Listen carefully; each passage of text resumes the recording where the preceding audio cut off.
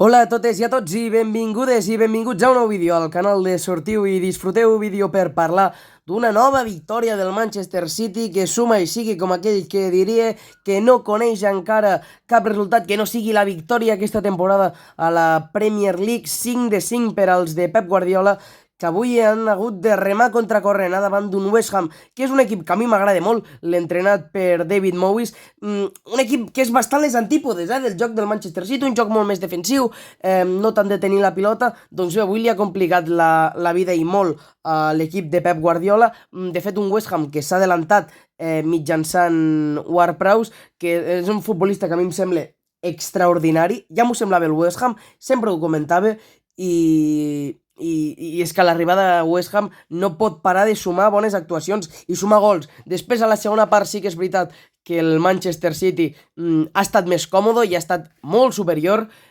Crec que ha estat molt important la participació de Julián Álvarez, amb assistència al gol de Bernardo Silva. De fet, també revoluciona molt el partit, té una ocasió claríssima, una rematada de falta al pal. Després, el primer gol, el gol de Doku, el que estàvem veient en imatges, crec que és clau la participació d'un futbolista com Haaland.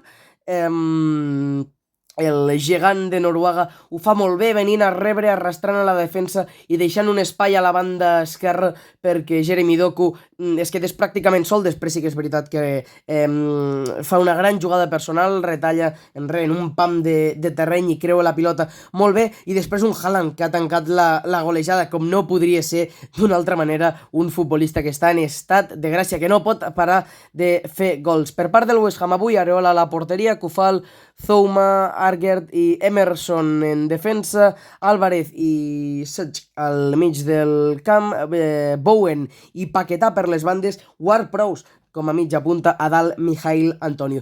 És un equip molt complet, aquest West Ham. Ho seria encara més si hagués arribat un dels fitxatges que hi havia planejat, com era Harry Maguire, que hagués estat una mica la cirereta del pastís. Un equip que David Moyes el prepara, un equip molt físic, un equip no tant de peloteros, que se'n diu, sinó de jugadors que tinguin recorregut amunt avall, i està fent un molt bon inici a la Premier League. Crec que ha sabut cobrir molt bé les seves baixes, principalment la de Declan Rice, i al final un West Ham que juga competicions europees, serà l'Europa League, és l'últim campió de la Conference League i té ganes de donar lluita a la Premier League. Per part del City, Ederson a la porteria, Bardiol, Akanji, Rubén Díaz i Walker a la defensa, Bernardo Silva, que tornava avui, ha jugat al doble pivot amb Rodri, Julián Álvarez a la mitja punta, Foden i Doku per les bandes, a dalt Erling Brown Haaland. No ha jugat Jack Grealish, per exemple.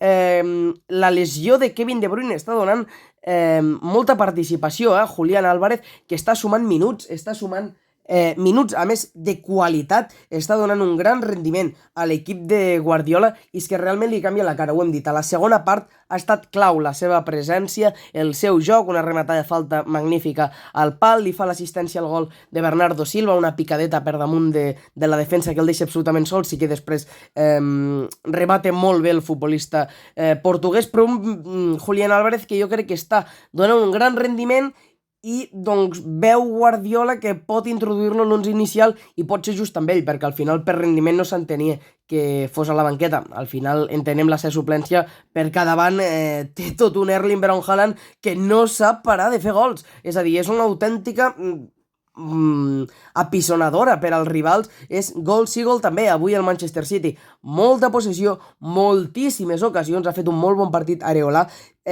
Recomano molt veure una acció al minut 6, diria que és una